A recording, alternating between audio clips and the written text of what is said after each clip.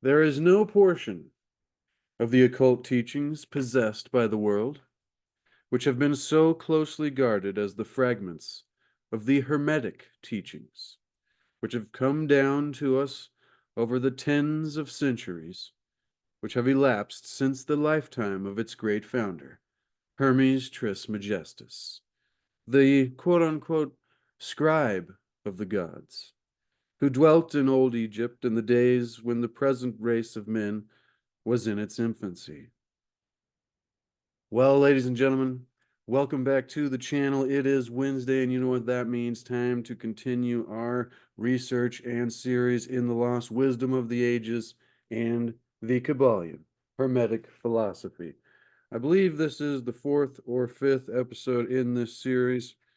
And previously, if you joined us, we went through the new introduction, the century edition, which this is. So it came with a new introduction by Richard Smalley, who talked about the mysterious three initiates, who are the authors of this edition, and also went into the 7 principles of Hermetics and a description of the history of this work and its author. And so, the 7 principles of Hermetics, ladies and gentlemen, are number 1, vibration; number 2, polarity; number 3, rhythm; number 4, causation; number 5, gender. And we'll continue with where we left off last time, ladies and gentlemen. Mentalism, correspondence, vibration, polarity, rhythm, cause and effect, and gender. Mentalism, though. Last time, the main focus of our episode was the all is mind. The universe is mental. And so, the power of the mind, manifestation. Let us now jump into where we are, if I can get back there. The Kybalion. So, we take great pleasure in presenting to the attention of students and investigators of the secret doctrines this little work based on the world-old Hermetic teachings. There has been so little written upon this subject, notwithstanding the countless references to the teachings in the many works upon occultism, that the many earnest searchers after the arcane truths will doubtless welcome the appearance of the present volume. And previously, ladies and gentlemen, we went through into a whole series of the Hermetica, the lost wisdom of the pharaohs, as well as just recently finished the whole series of the Corpus Hermeticum. So if you missed those, be sure to check that out, which will tie into a lot of this. We're reading this for purposes of teaching and commentary and expanding the mind. So through this increased awareness and understanding of ourselves and the nature of reality, we can hopefully increase the quality of not only our lives, but the lives of those around us. With that being said, ladies and gentlemen, thank you for being here. And let's dive in to our journey today. The purpose of this work is not the enunciation of any special philosophy or doctrine, but rather is to give to the students a statement of the truth that will serve to reconcile the many bits of occult knowledge that they may have acquired. Because I'm sure if you're on this journey, you will find that there's 1,000 different areas that you can find little bits of this quote-unquote occult knowledge, or the knowledge that has been hidden, or for a select few, esoteric, so to speak. And so this should serve to reconcile these many bits that we may have acquired. In another way, it may bring together some of the threads and, give us some clearer understanding. Remember, I'll remind us, if I don't knock over the painting there, that Hermes Trismegistus said at the very beginning of the Corpus Hermeticum He said, "O my son, write this first book both for humanity's sake and for reverence and honor towards Atum, the one God. For there can be no spiritual pursuit, quote unquote religion, more true or just than to simply know the things that are." So all of these dots that we are connecting is part of knowing the things that are, or the nature of reality. How do we do this? Well, at the very beginning of the Hermetica, Hermes gives us that answer with his first words here. I think these two put together is one of the most important teachings of Hermetics. Pure philosophy is a spiritual striving through a constant contemplation to attain true knowledge of Atum, the one God, or the universe, the things that are. But once again, how do we do this?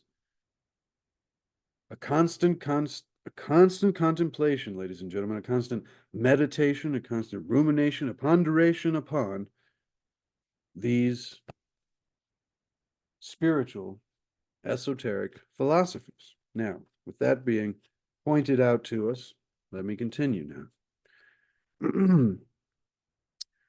So this is not an enunciation of any special philosophy or doctrine, but rather to give us a sense of truth that will serve to reconcile these many separate bits of spiritual philosophy, esoteric, and occult wisdom or knowledge that we all may have acquired over our journeys, but which are apparently opposed to each other and which often serve to discourage and disgust the beginner in the study.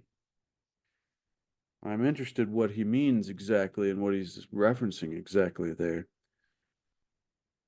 Our intent is not to erect a new temple of knowledge, but rather to place in the hands of us, ladies and gentlemen, the student, a master key with which we may open the many inner doors in the temple of mystery through the main portals we have already entered. There is no portion, this is where we began, if you caught us in the very beginning, there is no portion of the occult teachings possessed by the world which have been so closely guarded as the fragments of the Hermetic teachings, which have come down to us over the tens of centuries which have elapsed since the lifetime of its great founder, Hermes Trismegistus, the scribe of the gods, who dwelt in old Egypt in the days when the present race of men was in its infancy. Contemporary with Abraham, and if the legends be true, an instructor of that venerable sage, Hermes was, and is, the great central sun of occultism, the great central sun, sun, which is very interesting. There's something about the sun and the archetype of the sun god and creation. That is one of those things that is a piece of the puzzle. It's all connected, ladies and gentlemen, as we should already begin to see. Whose rays, so Hermes was and is the great central sun of occultism, whose rays have served to illuminate the countless teachings which have been promulgated since his time. All the fundamental and basic teachings embedded in the esoteric teachings of every race may be traced back to Hermetics and Hermes. Now, that's a bold statement, but I would say, on the average, it's mostly correct. I'm sure you could easily argue that, a few here and there, but on the bell curve, ladies and gentlemen, in the majority, the fundamental and basic teachings embedded in the esoteric can be traced back to Hermes. Even the most ancient teachings of India undoubtedly have their roots in the original Hermetic teachings. From the land of the Ganges, many advanced occultists wandered to the land of Egypt and sat at the feet of the master. From him they obtained the master key which explained and reconciled their divergent views. And thus, the secret doctrine was firmly established. From other lands also came the learned ones, all of whom regarded Hermes as the master of masters.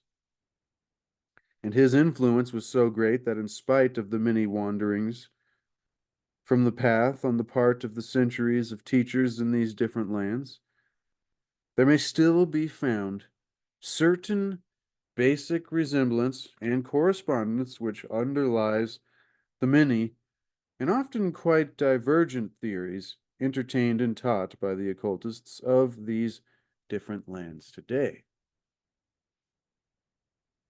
The student of comparative religions, which many of us probably, even if we didn't know it, were students of comparative religion, as a foundation point or as a springboard to get us into this deeper spiritual philosophy.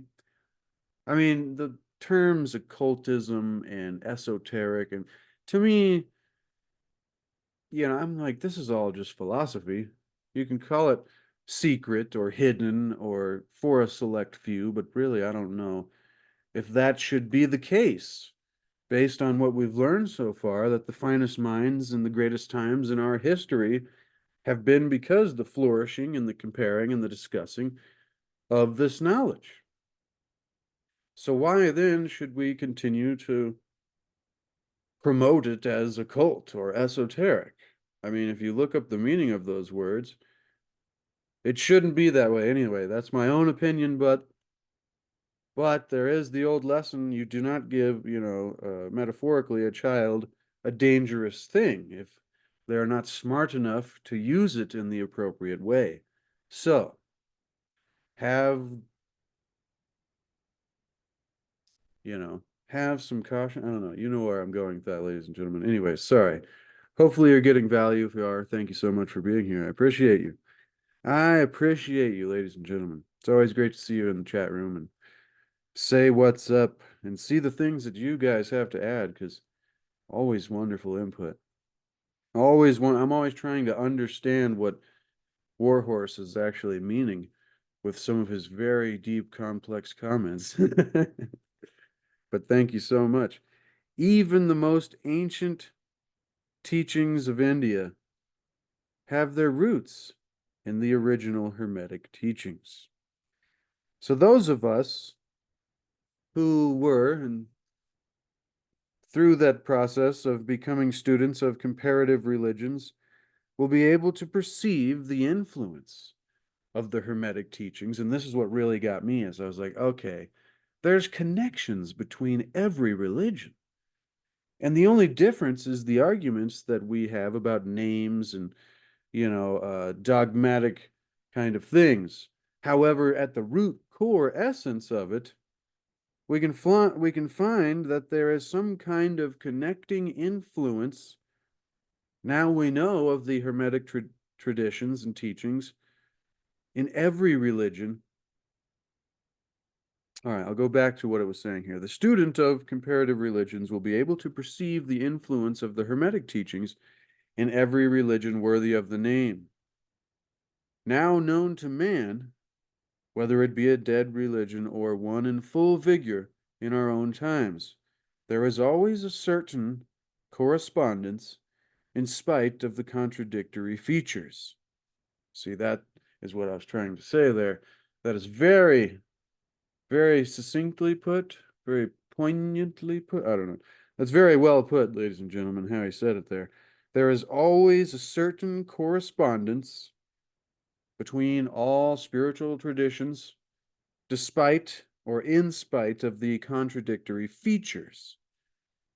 The Hermetic teachings seem to act, and maybe this is why I became so drawn to it, is because if you are a student of, comparative spiritual philosophy, spirituality, enlightenment, theology, any of these things. That's why I just all under the title spiritual philosophy. But if you are, then you might be finding that these Hermetic teachings act as the great reconciler. The life work of Hermes seems to have been in the direction of planting the great seed, truth, which has grown and blossomed into so many strange and beautiful forms. I love that metaphor there, talking about all our different spiritual philosophies that we have as a plant that came from a seed of truth planted by 3 times the greatest, the master of masters, Hermes Trismegistus, or the Egyptian sage god Thoth, Tahat. And then it grows over the centuries and ages, and it grows and blossoms into so many different strange forms that all have their roots in the same source. Beautiful metaphor there. Remember, though, it is my opinion. I mean, we can all have our own opinions on any of this and all of reality. This is why we're discussing and comparing, so I love to hear your input as well. It helps me. We're on this journey learning together, ladies and gentlemen. I am no master. Be your own master. Be your own guide. Guide your own spirit and master your own ascension, and be your own guru. Ask questions, but more importantly, question answers. Now, that's a shout out to Jeff. Shout out to Jeff. He was a great foundational teacher for me. With that being said, I forgot what I was saying because I was rambling. Thank you for being here.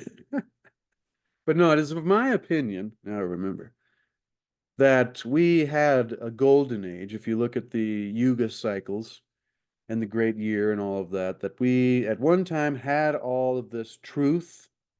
The seed of truth was maybe planted at the end of the previous golden age so that it may blossom at the beginning of the next one. Never thought of that. But regardless, there are these cycles.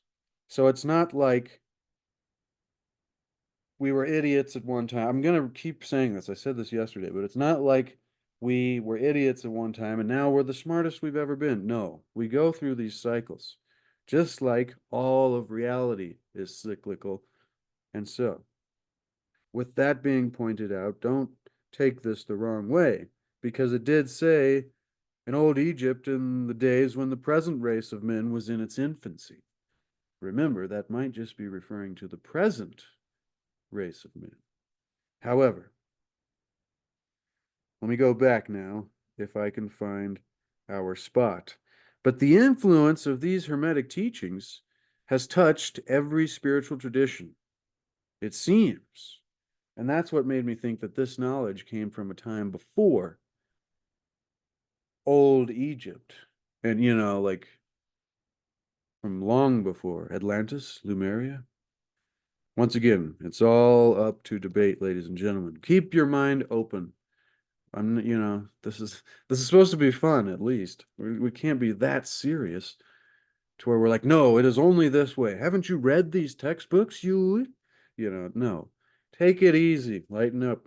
Lighten up. The life work of Hermes seems to have been in the direction of planting the great seed of truth, which has grown and blossomed into so many strange forms.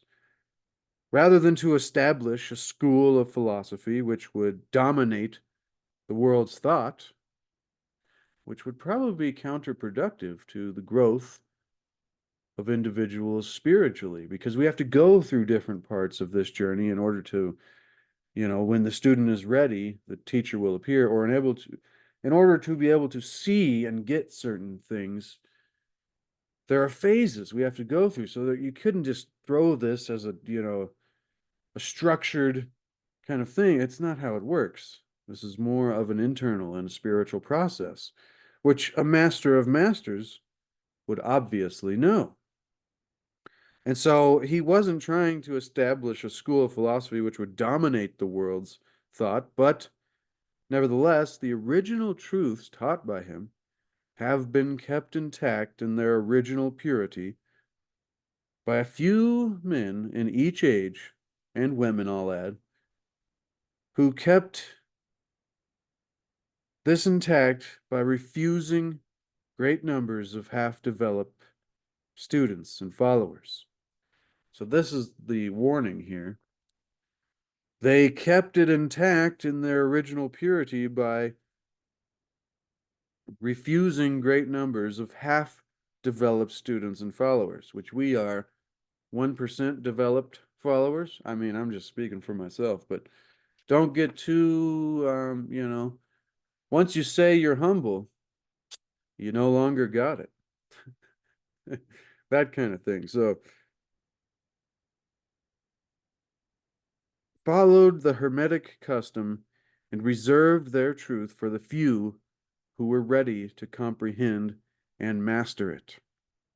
From lip to ear, the truth has been handed down among the few, and there have always been few initiates in each generation. In the various lands of the earth who kept alive the sacred flame of the Hermetic teachings, and such have always been willing to use their lamps to relight the lesser lamps of the outside world. See, that when it talks in these terms and talking about keeping this for the few, I questioned myself before starting these series on Hermetic philosophy, and I was like, is this something that one should do? Share it openly and widely to to anybody who would click on this video. But then I'm like, there it was. It said it. It said, to the few who were ready to comprehend and master it. And I would go back to the Buddha on enlightenment. He's like, rare, so rare it is to have even, to be a human. And then even more rare it is to live and to have heard of enlightenment. And even far more rare it is to be and have heard of enlightenment and then to find an interest.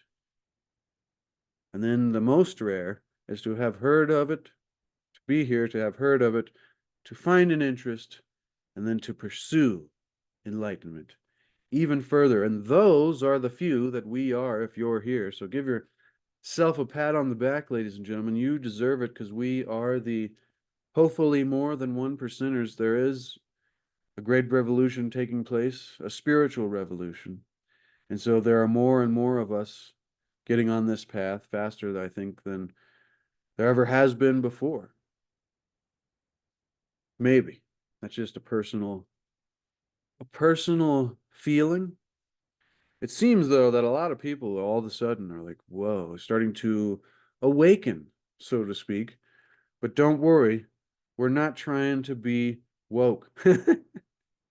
I think all that was just kind of a psychological operation to get us all confused about what really the focus is here, about this whole great awakening that could be taking place due to cosmic influences, astrological influences, or just the timing of the I don't know. What do you think about that? What do you think? Let me know in the comments below. But so that's why I felt willing to continue and go through with these series, is because the few that would be here and actually see the title, click on the video, and I don't do any like clickbaity, thumbnails or whatever. I'm not trying to grab 100,000 people in here because that wouldn't work. This isn't for the 100,000 people unless we could get all the 100,000 that are actually interested in this thing. But so the point there is the original truths have been kept intact in their original purity by, I think, the natural nature of this philosophy only attracting really its its meaning, its essence, its truth that it is presenting to us, and it only attracts those who are ready, when the student is ready to comprehend and attempt to pursue. The book says master it. You can't master this. This would take 55 lifetimes. So if you're, that's probably a small estimation. Anyways, if you're there, then wow. There have always been a few initiates in each generation in the various lands of the earth who kept alive the sacred flame of the Hermetic teachings. And such have always been willing to use their lamps to relight the lesser lamps of the outside world when the light of truth grew dim. And clothed by reason of neglect, clouded by reason of neglect, and when the wicks became clogged with foreign matter, metaphors about candles and flames there, talking about, re-sparking a search for truth, an age of enlightened men and women. I mean, this is what we're talking about when we went through the history of Hermetics, surviving from, the previous Golden Age, the city of Alexandria later, and then destroyed by the Holy Roman, the intolerant Christian Empire. And then it escaped after they destroyed all the temples. But this time of Alexandria was a great time. And then it was destroyed by dogmatic religiosity. Funny way to put it. And then later it escapes and makes it over to the Middle East. And they create the House of Wisdom in Baghdad. And there's these few hundred years where this knowledge is widely discussed and compared and studied side by side. And there's this flourishing of culture. Amazing.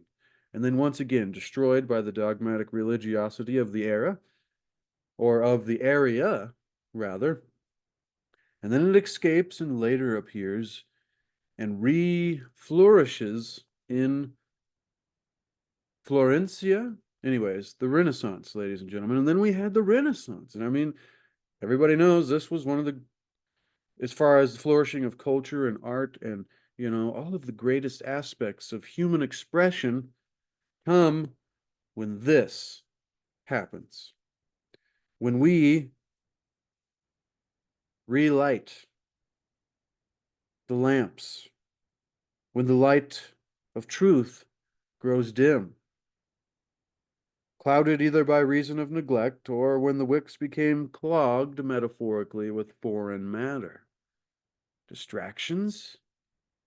Man, that's a deep sentence, very deep metaphor there. There were always a few to tend faithfully to the altar of the truth, upon which was kept alight the perpetual lamp of wisdom. These men devoted their lives to the labor of love, which the poet has so well stated in his lines.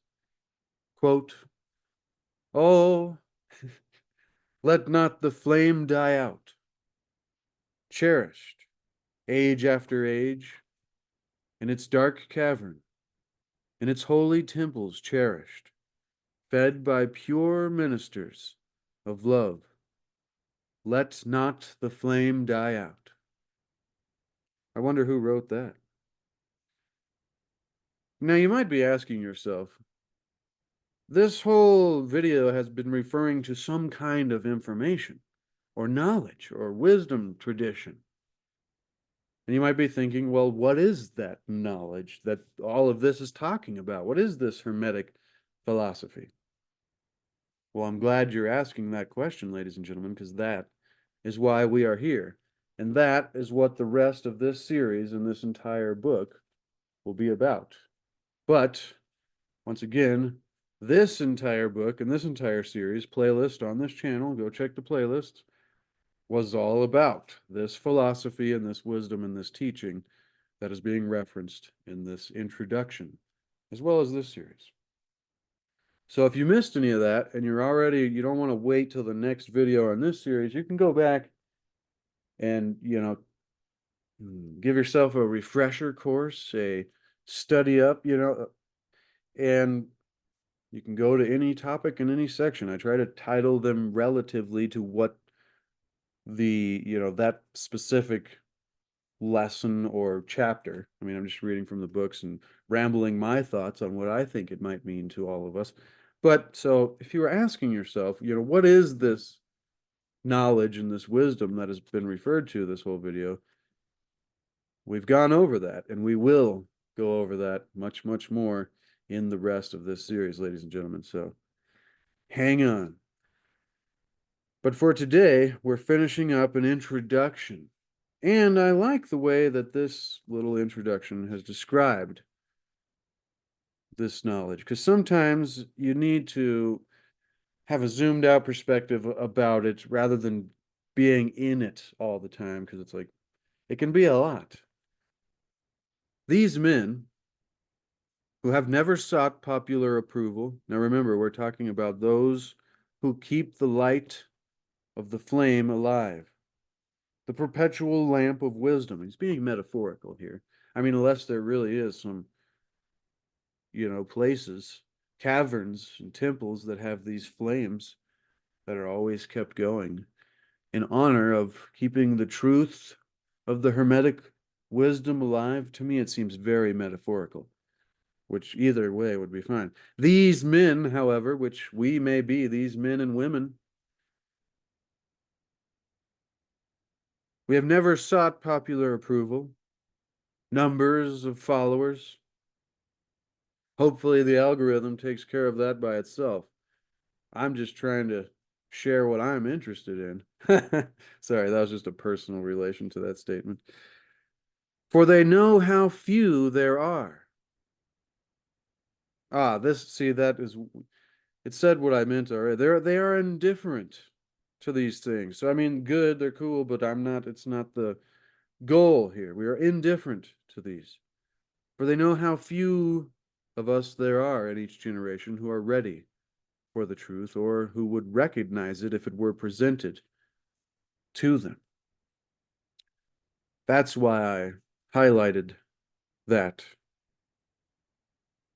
It's because that's very powerful there's very few in each generation who would be interested and who are ready for the truth of reality. I mean, once you start learning some of the truths of reality, you're like, holy crap, forgive the. I was like, there's some things that once you learn, you're like, man, I would have rather not learned that. And then you have to reconcile it some way. This is why Hermetic teachings are the great reconciler. But I want to read that again. For we know how few there are in each generation who are ready for the truth, or who would even recognize it if it were presented plainly to them. They reserve the quote unquote strong meat for men, while others furnish the milk for babes. I don't like those metaphors, but I guess that's, what he's trying to get at there. They reserve their quote pearls of wisdom for the few elect who recognize their value and who wear them in their crowns, instead of casting them before the materialistic vulgar swine who would trample them in the mud and mix them with their disgusting mental food. Holy cow. That was harsh. The author's kind of pissed about something. Holy cow. I mean, why is he using these metaphors? I guess he's trying to make a point. He's like, there's so many people that would just take this knowledge and throw it in the mud, and they're materialistic, vulgar swine who would trample them in the mud and mix them with their disgusting mental food.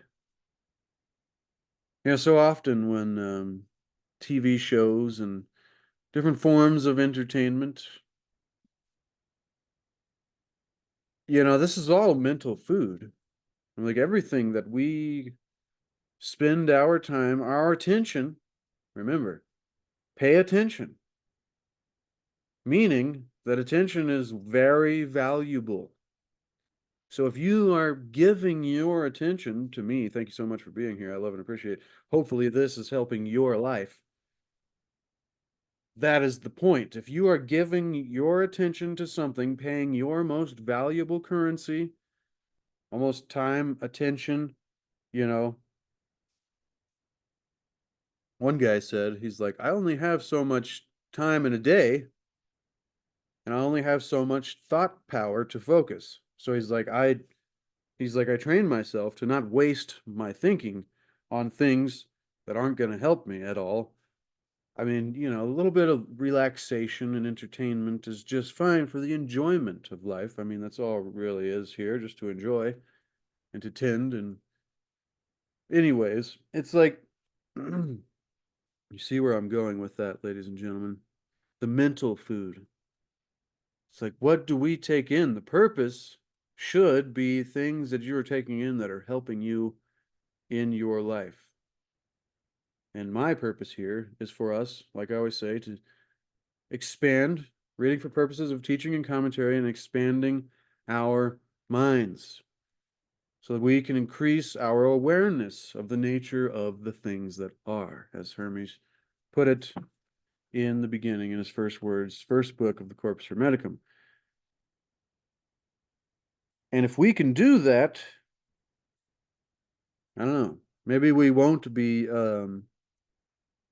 those materialistic vulgar swine who would trample the great spiritual wisdom of the ages, the great knowledge, the wisdom of the ages, and trample it in the mud oh, and mix it with their disgusting mental food. So those that would, the mixing there, see, that is also significant. When you mix this with terrible, things that you're putting your attention on, it messes it up. It ruins the purity. It makes it much harder for us in our meditation and our contemplation. I mean, even if you just think about this while you're doing the dishes, I consider that contemplation. So don't beat yourself up if you haven't sat down for 30 minutes in a cross-legged position, and that's not the point. The point is the thought and the thinking upon. Remember, pure philosophy is a spiritual striving through a constant contemplation. Contemplate it. And once again, if you're asking, well, what are we contemplating? That will be the contents of this entire book and the previous series that I did on Hermetics. So, if you're interested in that, then you're in the right place, ladies and gentlemen. Also, you can get these books for yourself as well, for your own study. I suggest that. But that bit, that's probably why I highlighted it there, because that bit was powerful. But these, I'm going to continue now so we can get to the end of this. Thank you so much. But still, these men and women have never forgotten or overlooked the original teachings of Hermes regarding the passing on of the words of truth to those ready to receive it, which teaching is stated in the Kybalion as follows: Where fall the footsteps of the Master? The ears of those ready for his teaching open wide. I like that one. Wherever fall the footsteps of the Master, the ears of those ready for his teaching open wide. And again, quote, when the ears of the student are ready to hear, then cometh the lips to fill them with wisdom. But their customary attitude has always been strictly in accordance with the other Hermetic aphorism, also in the Kybalion here: the lips of wisdom are closed, except to the ears of understanding. There are those who have criticized this attitude of the Hermeticists, who have claimed that they did not manifest the proper spirit in their policy of seclusion and reticence, but a moment's glance back, I don't know, that made me go somewhere in my mind. I was like, but let me continue. I'm not going to ramble too much anymore. A moment's glance back over the pages of history will show the wisdom of the masters who knew the folly of attempting to teach to the world that which it was neither ready or willing to receive. If you think about the majority and masses of people, do you think they would be ready and willing? To receive? Well, here's a little bit more that I highlighted. The Hermeticists have never sought to be martyrs and have instead sat silently aside with a pitying smile on their closed lips while the, quote, heathen raged noisily about them in their customary amusement of putting to death and torture the honest but misguided enthusiasts who imagined that they could force upon a race of barbarians the truth capable of being understood only by the elect who had advanced along the path. See, I think I highlighted that because I'm like, what what is William Walker Atkinson? Is that his name? Yes, William Walker Atkinson, who is going under the pseudonym of the Three Initiates, and he worked with, or he didn't work with, but he got his influence from a couple other gentlemen in the creation of this. I'm not going to go find their names right now, distract us too much. But what was William, what was his, he had some kind of a chip on his shoulder, so to speak. He must have been mad, like really angry that a lot of people just don't care about this kind of wisdom. And I can respect that. You know, I feel that way sometimes. It just makes you like, what the? But then that means like he must have been some kind of great master to be so arrogant to say that he is better than everyone else. I mean, I think we're all quote unquote heathens raging noisily about at some times, and other times we can be enlightened. I mean, I think he's just being a little too harsh there. Misguided enthusiasts who imagined that they could. So he's talking about me, maybe. I'm a misguided enthusiast who's imagining that I could force upon a race of us crazy human beings. See, I'm giving us much more credit than that, but the latter is probably more posit the latter is probably more possible. However, I think it also interesting that he mentions the term elect there. It made me think of the elite, like the truth capable of being understood only by the elect who had advanced along the path. So if you're in a secret society and you are part of the few who are initiated, this is why I'm confused about this.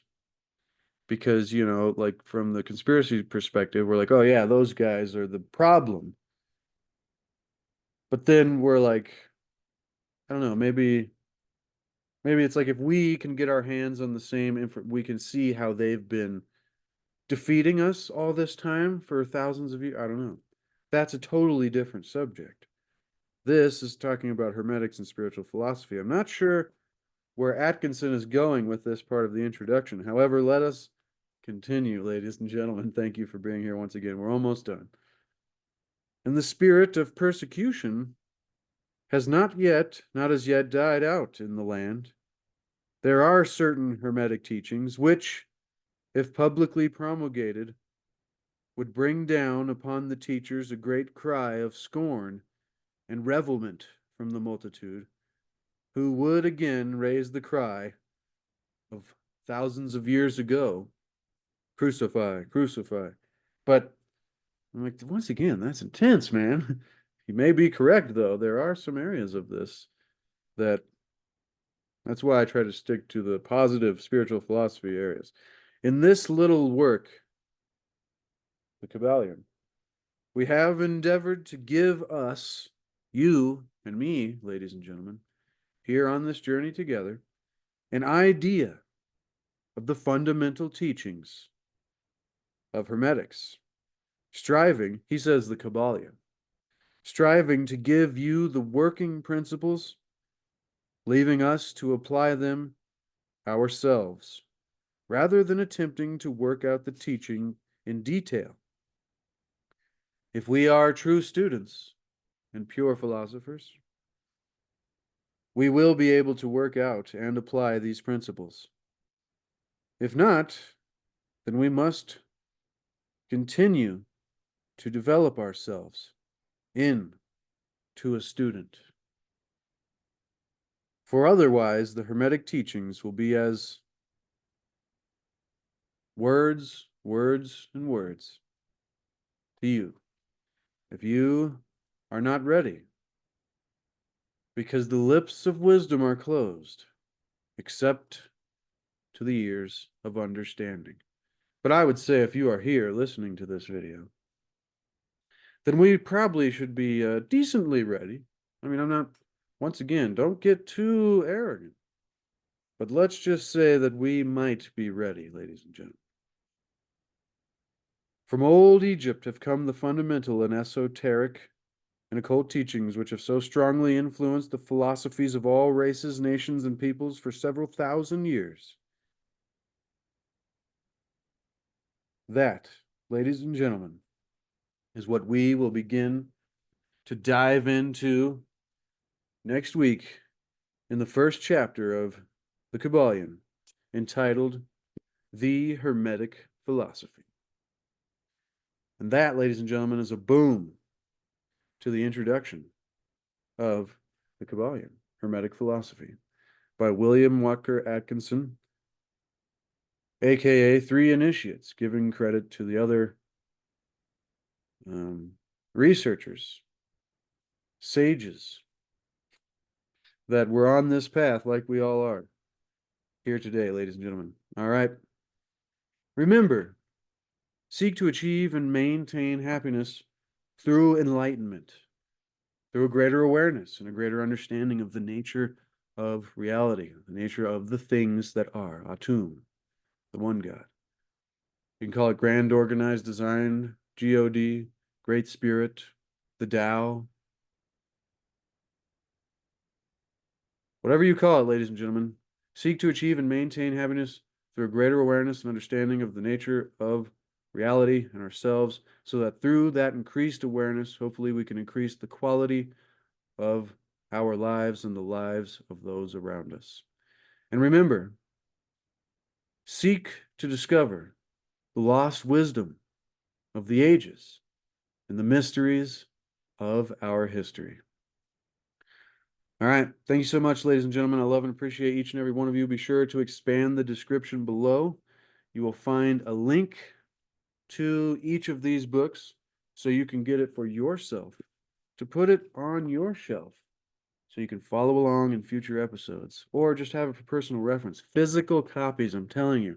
All this digital copies of stuff, I'd rather have it right here, tangible. I don't know. That's me, just personal reference. And also a link to C60 Purple Power, the most powerful antioxidant known to man. Ladies and gentlemen, Nobel Prize winning Buckminster Fuller. Give yourself the gift of health. And also a link to my Etsy shop and landscape paintings. All right. Until next time, ladies and gentlemen, I love and appreciate each and every one of you. If you got value, be sure to subscribe. Share this with somebody who is like-minded to help support the work that we do here. And remember, be the change that you want to see. Be the example that you want to set. No, no, no, no, no, no.